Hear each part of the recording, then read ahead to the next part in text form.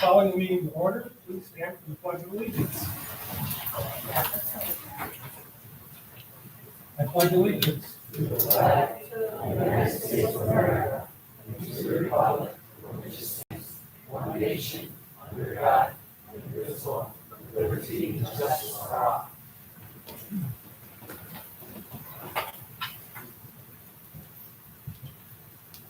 Good evening, everyone. Welcome. GC Writing Books.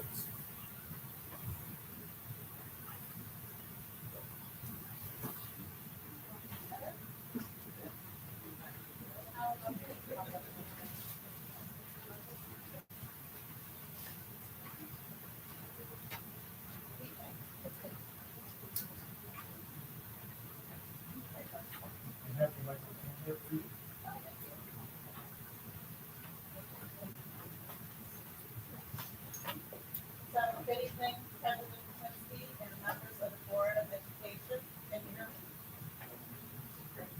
So joining me is Sue Schleier. She's the school nutrition manager at the high school and at the middle school, along with our honoree. This is Sharon Kretschmer. She's a cook at the middle school.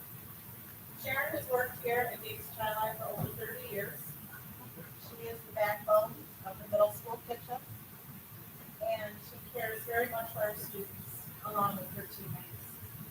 She takes great pride in the food that she prepares. She loves to spend some time at the high school, helping out as needed wherever she needs. Her commitment to our department, even during very difficult times, is to be commended. We have a wonderful school nutrition department and a very tight-knit group at the middle school. Sharon is a big reason why that group is so tight-knit, and we appreciate how well they all work together. So thank you, Sharon, and congratulations. Thank you.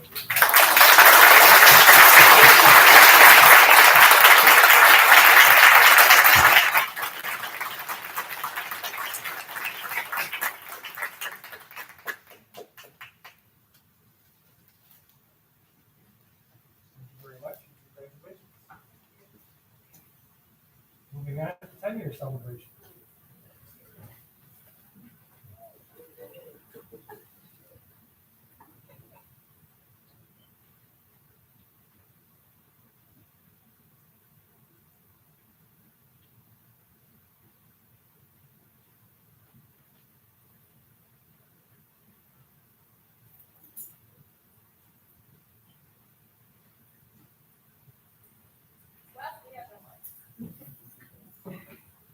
I will be loud. Can everyone hear me? Yes. Okay. Good evening. President Comments, Dr. Richard, Superintendent Daly, and members of the Board of Education. Tonight it is my distinct honor and privilege to present to you the tenure class of 2022. Tonight's group of tenure recipients represents a cross-section of our district. We have music, E&M, administration, special educators, classroom and content area specialists, related service providers, and teaching assistants amongst our recipients this evening. Some of our recipients tonight came to us from other districts, and some started with GC right out of college. Some came from other careers looking to follow their passion. While they are all different, there is one thing that unites this group of distinguished educators. They are all committed to serving our students and community every day, and to working tirelessly to build a brighter future for all of our students. To our tenure recipients, which I think most of you are over here all together, when I call your name, please come to the front and receive your tenure certificate, pin, and a small token of appreciation. And then please line up in front of cabinet. It's okay, they don't mind. And then when we are finished, we will all go downstairs for a photo and some refreshments to celebrate your achievement. Okay? Renee Wozowitz, Brasser, speech language pathology.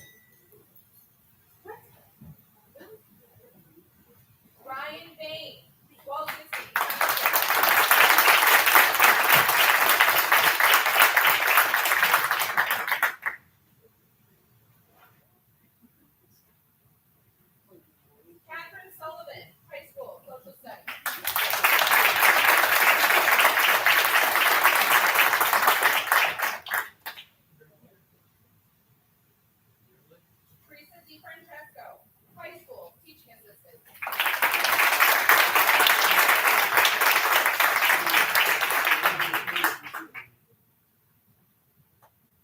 Adam Tice, District 5.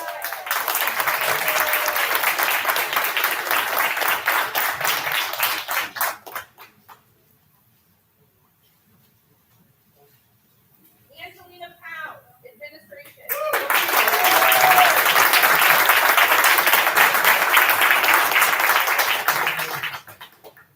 Thank you, and to all of our educators, again, thank you for everything you do every day for our students. And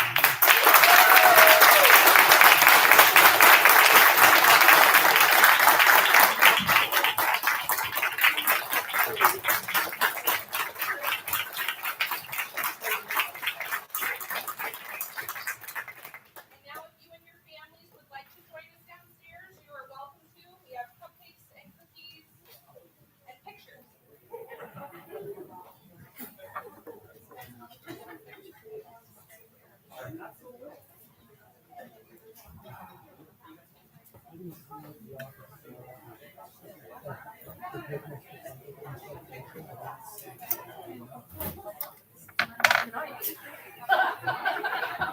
But I am making your requirement. They tell you what's going to be?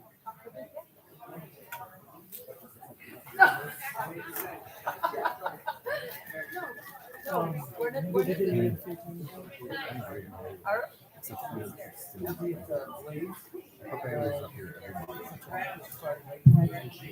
Okay. Oh,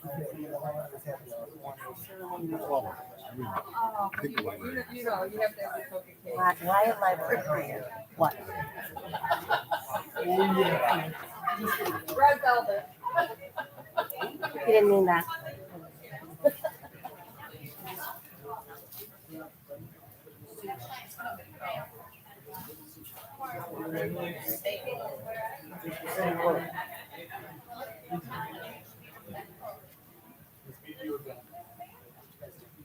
Yes, is that what he said to you?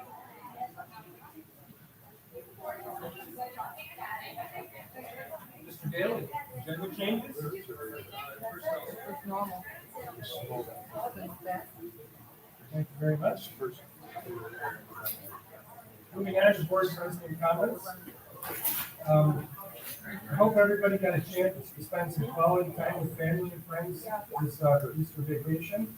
Had a chance to recharge, and it's a turn the corner for the home stretch, heading towards graduation. And we hope that everybody had that chance to recharge for that final stretch. Just a reminder, we have a candidate night coming up on the 3rd, and we also have a budget vote coming up on the 17th. We look forward to seeing you at both of those times, and also if you get a chance to come out, there's lots of sports activities, and the Performing Arts Center has lots of activities going on as well. So please join us. Board member comments. Moving on to points of interest.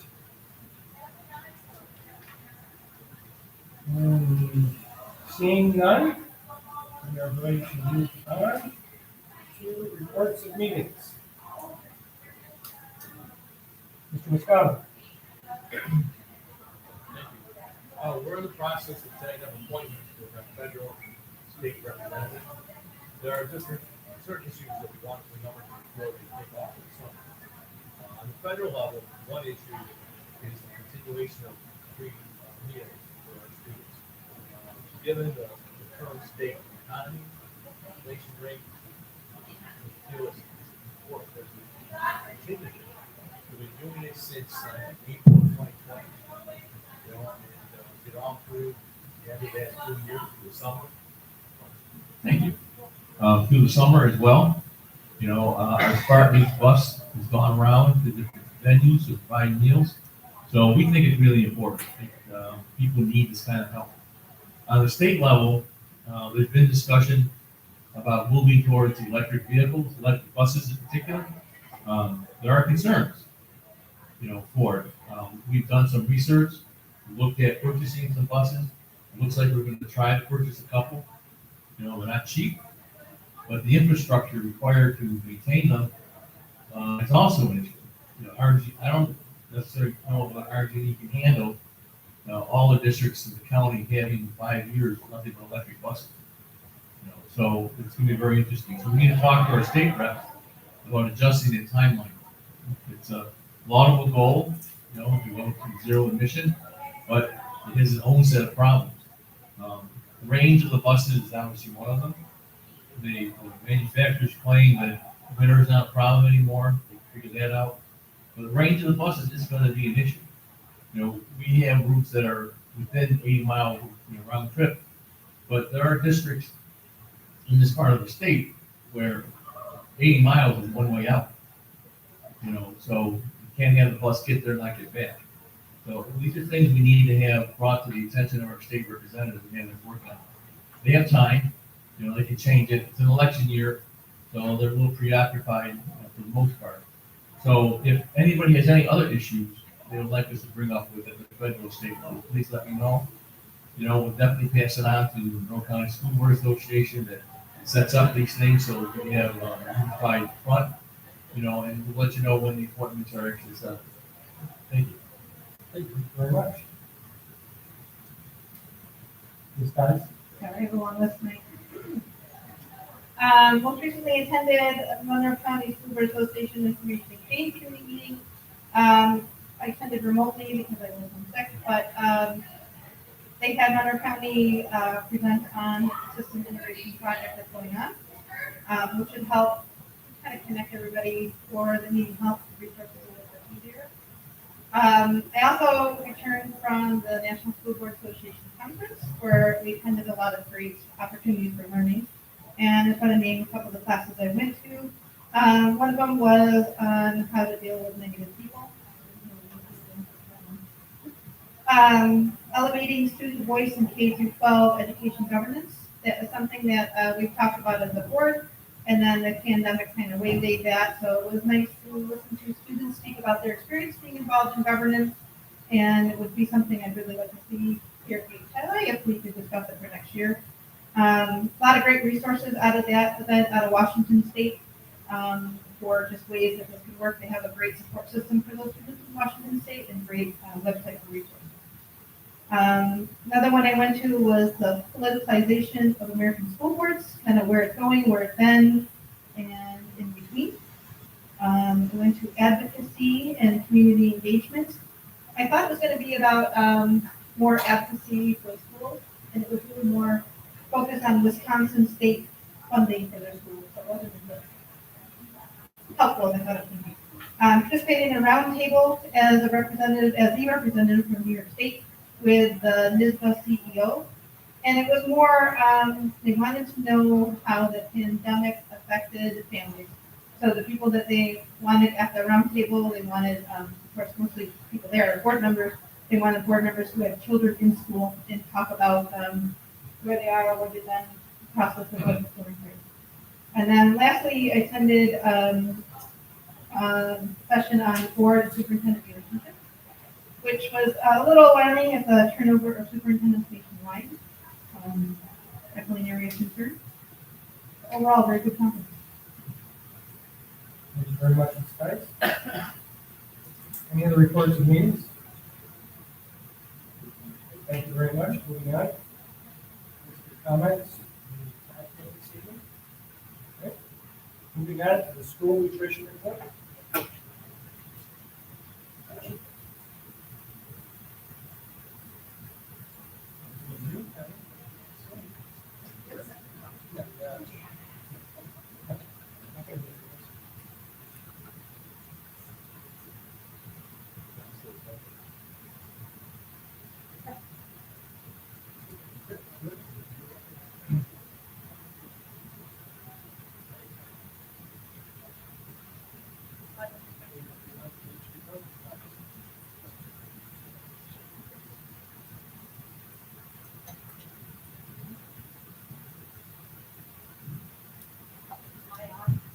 So wait, we have to do this officially. And now, the school nutrition report.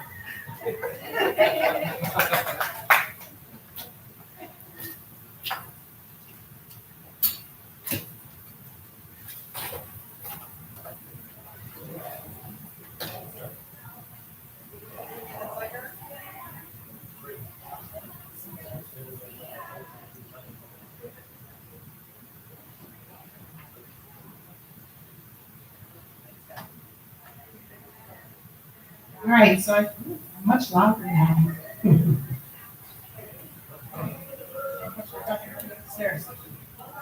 So good evening again, President Patinsky and the members of the Board of Education. I'd like to share some school nutrition department updates.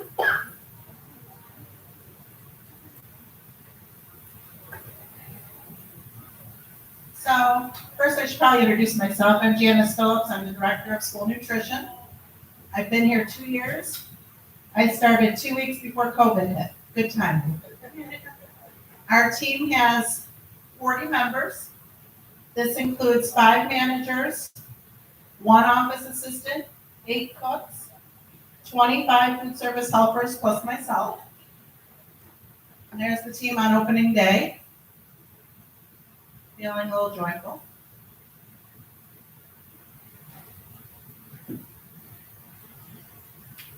So when COVID began, up until August of this past year, we served 480,000 meals. Let me rephrase that, over 480,000 meals. They continued free meals into this school year.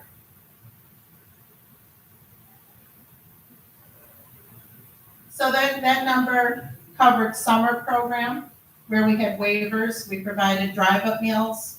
We delivered meals, Food Skates Rec, Child Rec, Hope Hall. And then on to this year. So this school year, as you can see, the meals continue to climb. As of today, we were over 400,000 meals just this school year alone. I anticipate, not that I'm a betting woman, that we're going to hit 1 million by the end of the school year, or at least by July. Now, these totals are coming out of our Gates Challenge kitchens, but they are not only Gates Challenge students. So we feed students at Hope Hall, although they claim their own meals, so those numbers are not included in these numbers. We do claim the BOCES 2 programs at Westside, Westview, and most recently Ridgecrest. Ridgecrest just joined us in January. Thrilled to feed those kids, and they love our food, so that makes us even happier. Yeah, let me get the cheering section. One thing we were excited about recently was the opening of the Performing Arts Center. We were lucky enough to be the caterer for that exquisite event. It was a lot of fun. We were very excited to be part of it. New right now, in April, we just rolled out updates to our menu software. So if you're on the Gates Child Eye website, go to School Nutrition, and you can see the updated software. The advantage to that is in the summer, we'll be changing to a new POS system. So the cash registers will align with our behind the house program, meaning from an allergy perspective, what the meals are that day, it's all gonna line up much more efficiently. Also, we went from 3 systems to 1, so that made Dr. Ball happy. Next, an important subject, free and reduced meal applications. As of today, the last of the mailing went out reminding families we need them to get their free and reduced applications in. As you can imagine, because kids eat free, people sometimes aren't as prompt with their applications. Yet that's impacted our numbers of free and reduced. So we sent out an email blast about a month ago, just reminding families. Because as of right now, the free meals will end at the end of June, as far as it being free for everyone. Now, there's lots of advocates, people pushing for that to continue. The state may even pick it up, who knows? But as of today, we're back to regular business as of July 1st.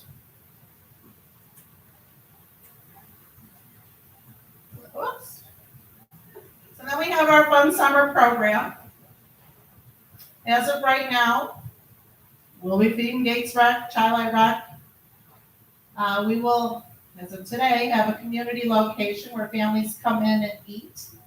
I say as of today because each day a new waiver gets passed. We like the drive up. I think it's convenient for families. I know that it's nice to have the community together, but when you're a busy family, that drive up has really been handy for families. We're happy to feed anybody anyway. So I should back up and say those numbers that I spoke of earlier included community kids that may or may not be Gates Child students.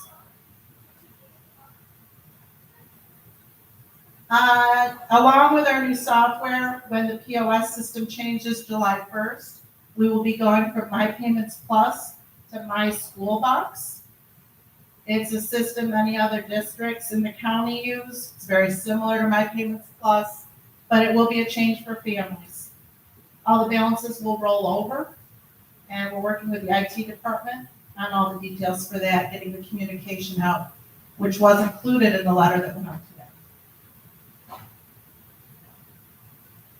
And a favorite day, School Lunch Hero Day.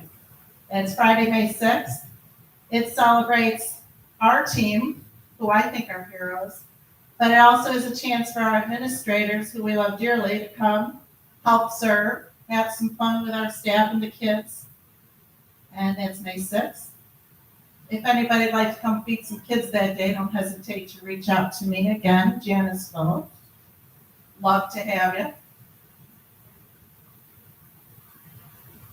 And that's it for my update. Any questions? Okay,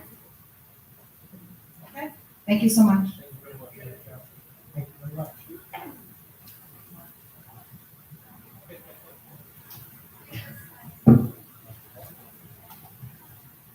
Dr. Ball? Finance and facility update.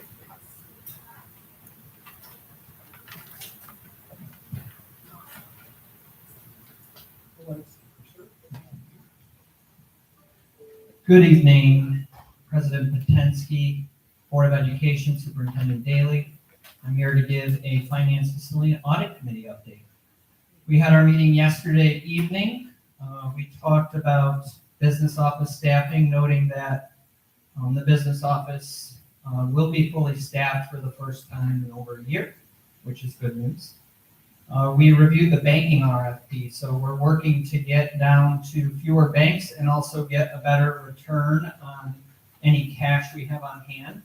And so we had 9 banks submit proposals for our request for proposal. And we whittled it down to 4 banks, which we interviewed personally. They had teams come in from all over the place to interview with us. There are 2 finalist banks, and we have a final interview round with those 2 banks coming up shortly. We will either whittle it down to 1 bank, or we will have a hybrid model doing various portions of our business, depending on both service and rate of return. Audit, District Treasurer Sally Sanford shared the status of the draft risk audit assessment. And so the final report will come out over the next month or so. We went over the claims auditor reports for the first and second quarters. In addition to that, we talked about the emergency project for roofing, the project that was approved at a recent board meeting. We're moving forward with that work. We anticipate the work will start as early as May at some point, if not early June. Materials have already started being delivered to the district. And again, that's for the portion of the roof in this area, right above us, that blew off during a windstorm. So right above us, there's a large chunk of roofing missing. We talked about the remaining portions of the $68 million capital project, and talked about what the things were needed to do to close out that project. And then we talked about the $45.5 million project, the one that the public approved on February 2nd of this year, and how things are progressing with stakeholder groups. We've started having those meetings to really get into the details of what spaces should look like as we plan for the future. So that was the entirety of the Finance Facility Audit Committee meeting. Any questions? Yes. How did we pull up if they didn't have time? Well, it seems to be okay. The guys did go up on the roof today and look at it, and there's no major issues. No leaking water coming through the building, so that's good. It's tarped. Yeah, it's currently tarped right now, so The tarp is holding it together. Temporary. Any other questions? Okay, All right, thank you. thank you very much, sir.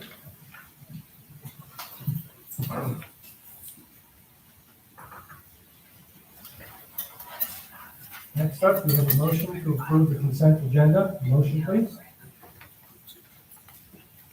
Dr. Richards and Ms. Littlewood. Questions or comments? All in favor? Vote is unanimous. Thank you very much. Motion to approve consensus items B through K. Motion, please. Mr. Bailey and Ms. Dr. Richards. Questions or comments? All in favor? The vote is unanimous. Thank you very much. Moving on to action items. Motion to approve the following resolution to create a fund for workers' compensation. Motion, please. Mr. Long and Ms. Kais, questions or comments? All in favor? The vote is unanimous. Thank you very much. Motion to approve an agreement with Elmer Davis relating to the emergency roofing project. Motion, please. Mr. Long. Ms. Richards, questions or comments? All in favor? The vote is unanimous. Thank you very much. Motion to approve an agreement with Elmer Davis relating to the $68 million capital project. Motion, please. Mr. Bailey, Ms. Kais, questions or comments? All in favor? The vote is unanimous. Thank you very much. Moving on, Superintendent Comments. Again, I'd like to emphasize with our public that we need to get the free and reduced applications in. Very important, and they need to be completed and turned into ASAP. Tonight's one of those neat nights in education with our Tenure Awards. I want to congratulate each of our outstanding faculty, administrators, and staff that are in tenure this evening. It's a huge milestone on what will continue to be a career of excellence in the service to our students and families of Gates Charlie. I hope they get to enjoy this moment and know that we are so proud of their accomplishments thus far. We recently learned that we are award-winning again. The magazine Learning by Design published the 2022 Educational Facilities Design Award Showcase. This features an assortment of exemplary PK through 12 and post-secondary campus buildings. These recently activated projects include newly constructed entire schools and renovated spaces that house early childhood, middle, high school, specialized education, higher education, college, and university learning environments. In total, 58 entries were judged and scored based on 6 submission criteria: innovations, sustainability, interior design, next generation learning, planning, and functional design and community needs. Gates Charlie was given a 2022 Outstanding Project Award for the middle school construction recently completed as part of our $68 million capital project. The BIDA budget, our award-winning educational budget series, is back again. Week 3 of a BIDA budget with Dr. Ball went live yesterday.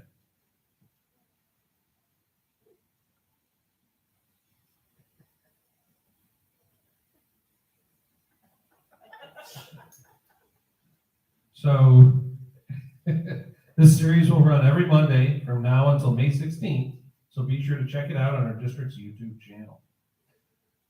Our board candidates. We have 6 candidates running for 3 seats on the Board of Education. They are Michael Bailey, Francis Moscato, Lynn Knopf, Dr. Christine Brown Richards, Robert E. Lee III, and Sherry Stuhler. We will have a Meet the Candidates night at May 3rd here at 6 p.m. along with the budget hearing. One of the neat nights that we're actually able to bring back again is on Wednesday, May 11th with our Music and Merriment. From 4 to 6 p.m. at the middle school cafeteria, we'll have our senior citizens concert and dinner. The Spartan Original Singers and the middle school jazz band will perform, followed by a free pasta dinner for senior residents of both the towns of Gates and Charlie. Tickets are available at the towns of Gates and Charlie Recreation Senior Centers or in our middle school main office. And then today we got some great news about our Latin honors. The following students have received awards for their performance on the National Latin exam given in March. They're joined by over 100,000 students from all 50 states and 21 foreign countries. In 8th grade, Dylan Keenan was summa cum laude, William Hart was maxima cum laude, Caitlin Bear was maxima cum laude, Evelyn Henderberg was magna cum laude, Chloe Vasuli, magna cum laude, Evelyn Hirsch, magna cum laude. In 9th grade at the intermediate level, we had Ethan Hume was summa cum laude, Angela Suba, magna cum laude, and Noah Leathersich with magna cum laude. At the 10th grade intermediate, we had Michael Ringerberg with summa cum laude, Tyler Jackson, maxima cum laude, Joseph Calabufo, maxima cum laude, George Kirk, maxima cum laude, Lily McManany, magna cum laude, and Linda Gwen, magna cum laude. And in 11th grade at the Latin 4 Pros, we had Michael Lynn, summa cum laude, Evan Schmidt, magna cum laude, and Joe Zimmer, cum laude. So congratulations to all our students and their achievements and our outstanding faculty and staff that helped them get there. And again, tonight we got to recognize our food service staff. They have been the rock over the last couple of years as we got through this pandemic. They've been relentless in their pursuit of making sure that our kids in our community are fed. There were no excuses. They found ways when there weren't any, and we can't thank them enough. And if any of you do have the opportunity on Friday to be one of the lunch heroes, it's one of the coolest events. You're in there, you get to be serving the kids, and they're all excited to see you. It's just really neat if you can do it. We enjoy being part of it and being included. So again, that's my report. That's all I have for you, sir. Thank you very much, Superintendent Gary. Motion to adjourn the meeting. Dr. Richards and Ms. Littlewood, all in favor? The vote is unanimous. We are adjourned.